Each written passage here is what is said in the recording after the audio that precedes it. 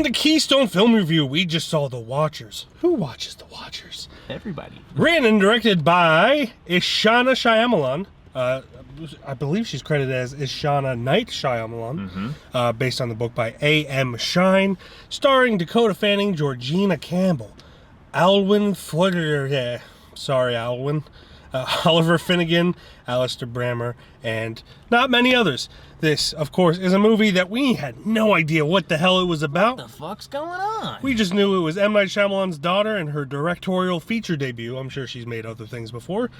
And we like supporting the Shyamalan family because they're locals. And they love them some Phillies. Yes, they do. But yeah, I mean, we both neither had expectations because we didn't know what it was about. Did you watch the trailer? No. I didn't watch the trailer. The only thing I saw was a shot that was pretty early on in the movie of Dakota Fanning running through the woods. Yeah, I only seen them, I only seen the posters, and it's just them standing in front of the mirror. Yeah. And that's just, that doesn't give you much detail on what the fuck's going on. So it's really hard to gauge, you know, where this lands as far as, like, what my expectations were, because I didn't have any.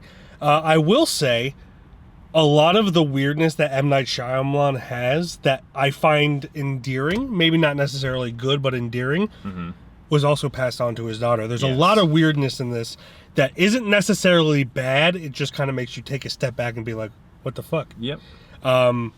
But overall, I thought that the story of this was pretty solid. It's pretty interesting. The execution is kind of awkward at times. That's M. Night Shyamalan's MO, so it kind of, you know, and passes we're not the talking torch. shit there. Yeah, we're not. I legitimately like M. Night Shyamalan. I don't love all his movies. But yeah, I think Ishana, if I'm pronouncing that correctly, shows a lot of promise. It was a very intriguing story. Obviously takes place in Ireland. And for those of you who have paid attention to us via or circa 2019, 2020, I love Ireland. I went there once, and then I acted like I knew everything about it. I think I'm Irish. I don't know. You probably are. I'm pretty much sure. Maybe Scottish. Maybe. I'm definitely Irish. My great-grandmother is from Dublin. My great-grandfather was an alcoholic who beat my grandfather. So Irish. Yeah. He was born in Philadelphia, but his family, I believe, is a first-generation Irish American. This got dark really fast. I've been told my family is Irish and Native American, but also every white person says they're Native American. But my grandmother, I never saw it, but she had evidence, had like a certificate saying that she went to a reservation and confirmed that she was Native American. Never saw it, so who knows? We'll see. Where's that certification for goddamn Irish, man? I need to see that one too. I mean, just do your family tree. Yeah. It's not that hard. That's how I know my great-grandma's from Dublin. I didn't know her personally. She died in the 80s, I believe. But speaking of dying, I also had no expectations for this movie. So it's kind of hard to gauge where that's going to land, right? But Dakota Fanning's been coming back in some goddamn things. Yeah, she kind of, I mean, she was big as a child actress, obviously. I believe the very first thing that she was famous for was I Am Sam with Sean Penn, and then Man on Fire with Denzel Washington, and many other things. Her sister, Elle Fanning, kind of stole the spotlight from like teenage years to the 20s, and now, you know, with Once Upon a Time in Hollywood, and I'm sure other things. I can't name them off the top of my head. But she's always been a decent actress. I think, you know, when you grow up... She's in War of the Worlds too, right? Yeah, she is in War of the Worlds. When you grow up in the film industry, it at some point just kind of loses its spark. I think a huge thing is like, I think not only like Hollywood, but like people have seen her as a child actor, and when she's getting into older like characters, I guess, we're kind of like, ugh, we miss you when you were that's weird, but we miss you when you were a young child doing she looks like she's in her 20s and 30s now. What the fuck? So like it definitely weighs on that too, which is really stupid, honestly. But and I think it helped that Elle Fanning became famous in her teens. Even though she was like in Daddy Daycare and everything. And great movie called Phoebe in Wonderland. Anyway, You should watch it. We're talking about family movie. trees. Might as well go down it. But what did you think of this movie overall? I thought it was actually pretty good. Like, it definitely, like you said, it hit some M. Night tropes, like maybe his imperfections and perfections. Definitely the writing. The dialogue, how they talk to each other, you definitely felt that M. Night dialogue. The exposition, in there. heavy. So I'm sure he obviously helped his daughter with that, and it shows. Which again, it's not bad. It's just his style.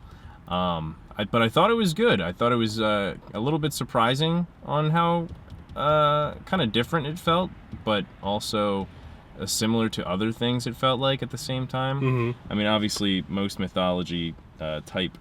Hey, by the way, mythologies in this type movies kind of blend together in ways, but I think a huge similarity to this that I felt while watching it, especially during the later half, is how it kind of felt like Ex Machina in a way.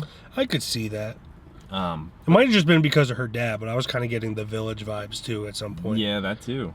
So like, not that it was trying to be Ex Machina. It was just giving that vibes of like, hey, I don't want to spoil things either, because it kind of relies on that. I mean, it's in like a compound. A lot of it is within this compound that they're locked in, which has a similar architecture to the house in Ex Machina. Mm-hmm. So I get where you're coming from. Yeah, it was the vibes. It wasn't like, hey, they were trying to be the story and shit like that. But I thought that was good. I liked the Watchers. I liked their design. They were really cool. If I may interject. Interject it up. One thing I like that I feel like M. Night Shyamalan does this, and I don't think he gets enough credit, because a lot of horror movies now is like, show me the thing right now, which is never scarier than not seeing it for such a long time. Yeah. Obviously, Jaws is a great example. You don't see the shark in full for a very, very long time. And M. Night Shyamalan does that really well. You know, say what you want about The Village, but you don't get a good look at the creatures in the village for a very long time. Same with Signs. All his movies that have creatures, you don't get a good look in. And Ishana, I think, did a great job with that, showing just bits and pieces of the creatures.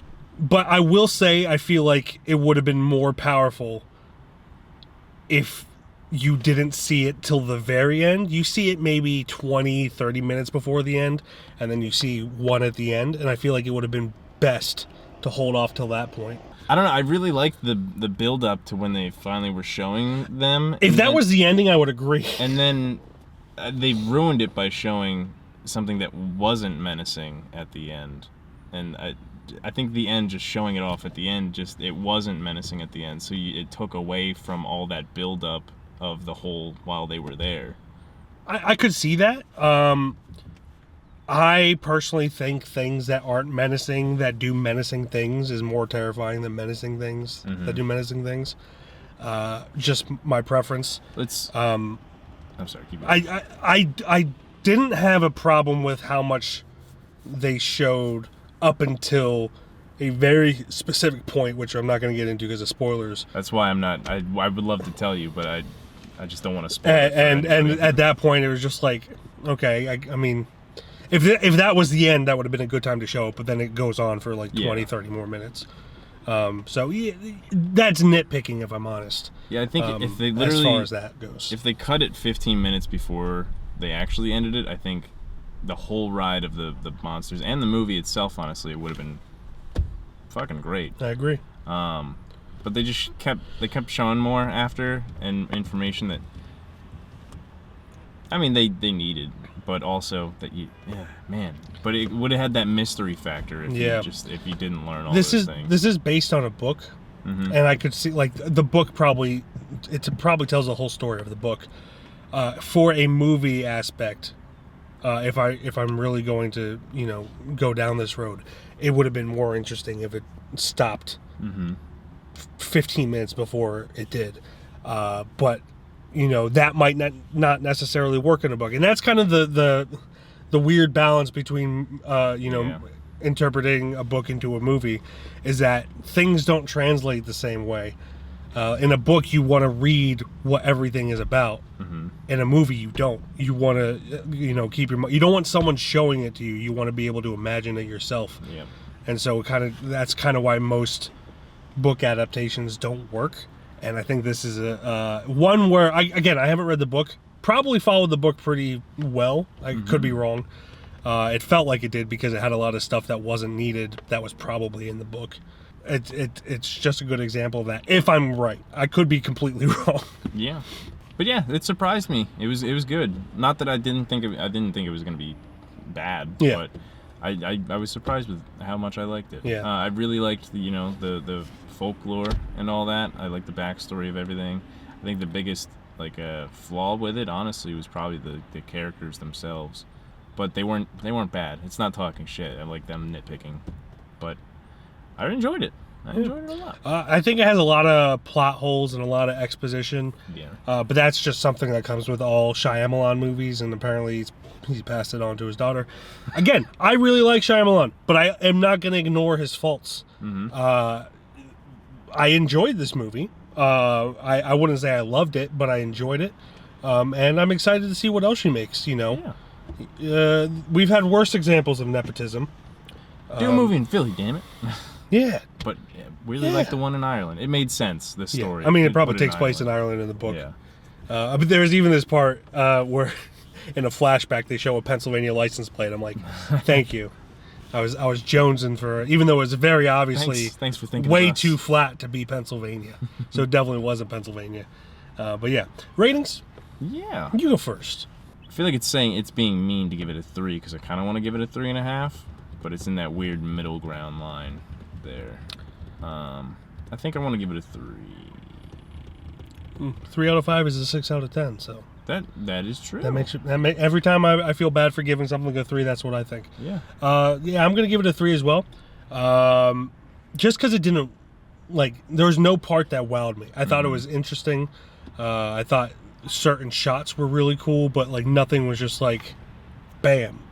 But I do think obviously she has nepotism on her side, and I'm not using that as a negative thing. It's just she's going to make something else if she wants to at some point, because who her father is. And I wish my father was M. Night Shyamalan, so then I could have made a movie by now. Especially, he's also doing a lot of his stuff independently now, too. So I'm sure he's doing the same with her too. Yeah. But yeah, I think she's got a great career ahead of her. I'm excited to see what else she does. I'm also going to give it a 3. What the fuck?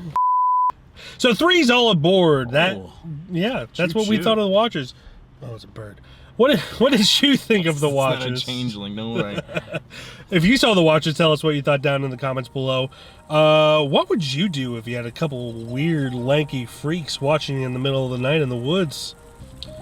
I'd probably And then one guy on YouTube, don't say me. Don't say, oh, so Glenn's watching you. Shut up, man. Skinny, wimpy kid. Fucking guy. Go to therapy already. Never. Go to therapy. I don't have the money, man. Goodbye, everybody. Bye-bye.